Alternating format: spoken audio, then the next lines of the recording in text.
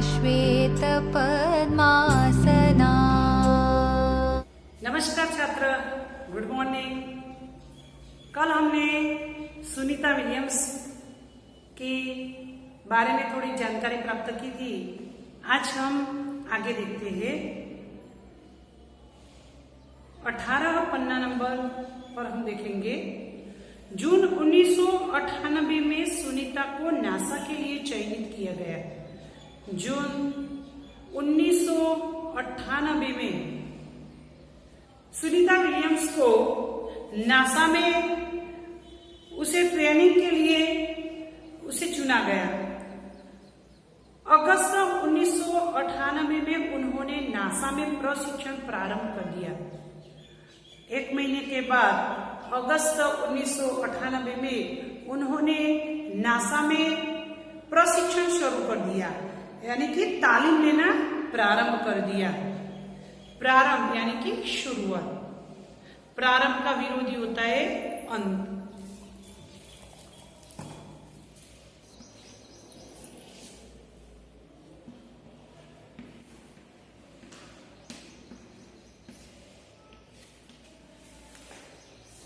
प्रारंभ का विलोम शब्द है अंत। तो कड़े प्रशिक्षण के बाद सुनीता खुद अंतरिक्ष यात्रा के लिए तैयार हो गई। कड़े यानी कि कठिन तालीम लेने के बाद सुनीता विलियम्स अब अंतरिक्ष में यात्रा करने के लिए मानसिक तैयार हो गई। सुनीता बताती है कि अंतरिक्ष स्पेस स्टेशन में जिंदगी आसान नहीं है। सुनीता अपने अनुभव के दौरान बताती है कि स्पेस स्टेशन में जिंदगी जीना कोई सरल बात नहीं है। सरल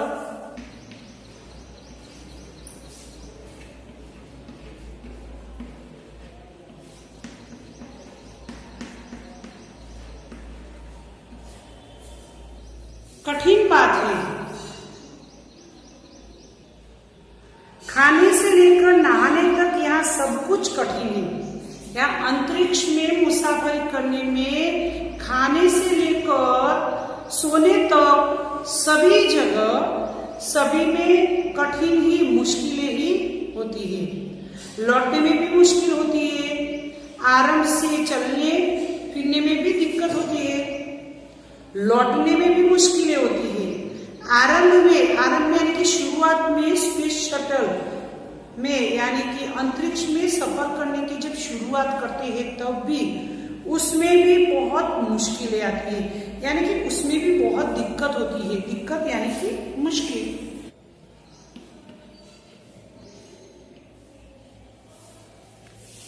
तो अंतरिक्ष में यात्रा करने में शुरुआत से ही बहुत कठिन यानी कि मुश्किलें आती है। हड्डियां कमजोर हो जाती है। दिमाग तैयार होने में समय लगता है। सुनीता विलियम्स कहती है कि हमारी जो हड्डियां है वो भी कमजोर हो जाती है और दिमाग भी अंतरिक्ष में मुसाफरी करने में दिमाग को भी तैयार करने में भी समय लगता है। सुनीता ने खुद को अंतरिक्ष प्रशिक्षण लेकर तैयार किया। सुनीता ने खुद को भी तालीम लेकर तैयार किया। मानसिक और शारीरिक उन्होंने तैयारी बताई। वैज्ञानिक तकनीकी बड़े व्याख्यान, रूस में रहकर अंतरिक्ष कार्यक्रम तथा उनके यान आदि के बारे में जानकारी प्राप्त की।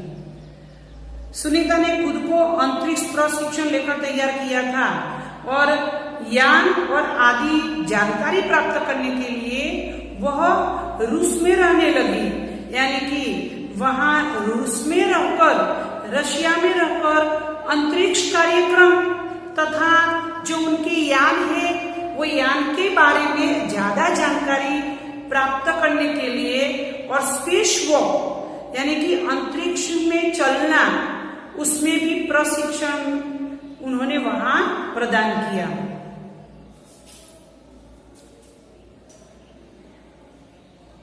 सुनीता ने खुद को अंतरिक्ष प्रशिक्षण लेकर तैयार किया। वैज्ञानिक तकनीकी बड़े व्याख्यान, रूस में रहकर अंतरिक्ष कार्यक्रम तथा उनके यान आदि के बारे में जानकारी प्राप्त की। बाद में सुनीता रूस में रहकर यानी कि रसिया में रहकर अंतरिक्ष के कार्यक्रम और उनके यान की अधिक जानकारी भी वहां उन्होंने प्राप्त की। उनके गोताखोरी में अनुभव होने वाले भारहीनता से स्पेस वॉक प्रशिक्षण में सहायता प्रदान की। स्पेस वॉक यानी कि अंतरिक्ष में चलना। तो अंतरिक्ष में किस प्रकार चलने की शुरुआत करना, वहां किस प्रकार तैयार रहना, ये सभी प्रशिक्षण भी उन्होंने रूस में प्रदान किया। अंतरिक्ष यात्रा के संदर्भ में बहुत सी वैज्ञानिक जानकारियां और मुश्किलों के बारे में जाना।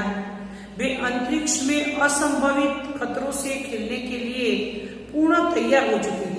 अब वो खतरों से खेलने के लिए यानी कि जो भी मुश्किलें आए उस मुश्किलों का सामना करने के लिए वह तैयार हो गई थी। सुनीता पूरी तैयारी के लिए 9 दिन पानी के अंदर भी रही थी। अब सुनीता 9 दिन तक पानी में भी रह चुकी थी क्योंकि उन्हें सभी ऐसी मुश्किलों का सामना करना था। प्रशिक्षण खत्म होने में करीब 8 साल लगे।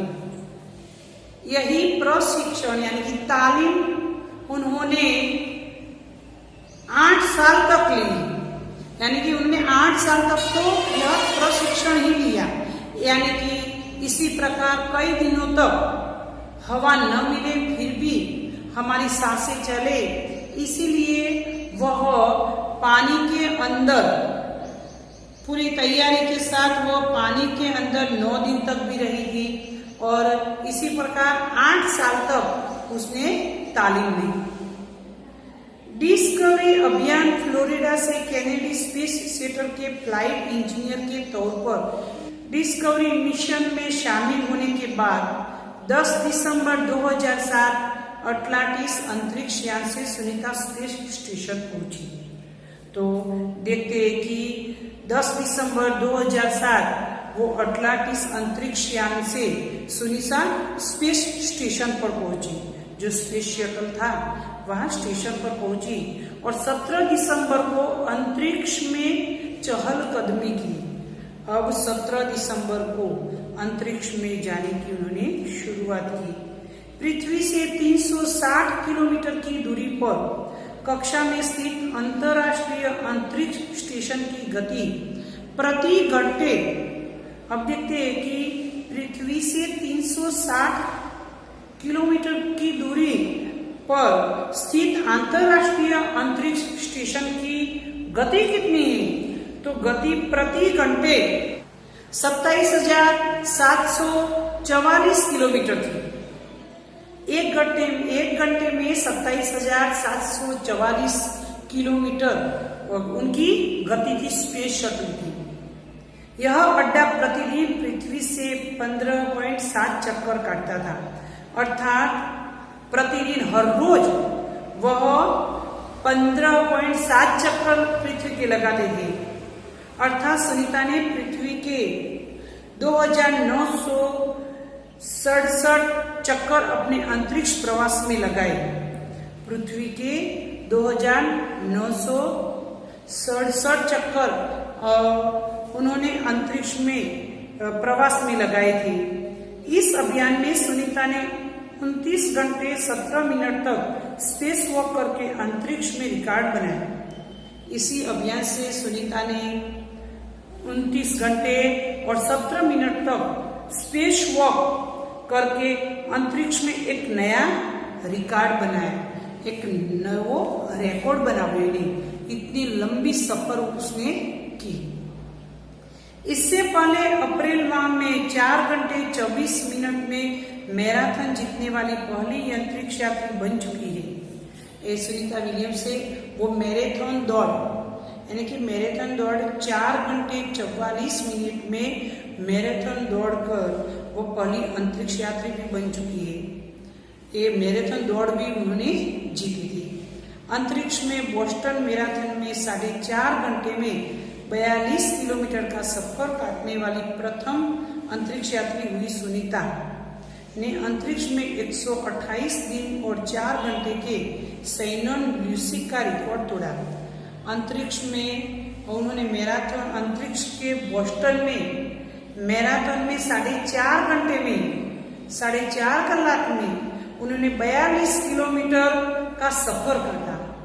छात्र 1 किलोमीटर हम दौड़ लगाते हैं फिर भी थक जाते हैं। जब उसने मैराथन दौड़ यानी कि सबसे लंबी दौड़, तो मैराथन दौड़ 42 किलोमीटर की दौड़ उन्होंने 4 घंटे में पूरी की। और अंतरिक्ष यात्रा बाद में उन्होंने इसी प्रकार मैराथन दौड़ काटने वाली प्रथम अंतरिक्ष यात्री सुनीता 128 दिन और 4 घंटे तक वो ल्यूसी का रिकॉर्ड भी उन्होंने तोड़ा। तो इसी प्रकार हम देखते हैं कि सुनीता विलियम्स ने धीमे धीमे अपने मन को भी तैयार किया और बाद में वह प्रगति ही करती रही। उन्होंने मैराथन दौड़ में भी प्रथम नंबर प्राप्त किया था। स्पेस वॉक में यानी कि अंतरिक्ष में भी सफर करने में भी उन्होंने स्पेस कितनी तेजी गति से उसमें सफर किया। तो इसी प्रकार वो दिन प्रतिदिन साहस भरे कार्य ही करती रही।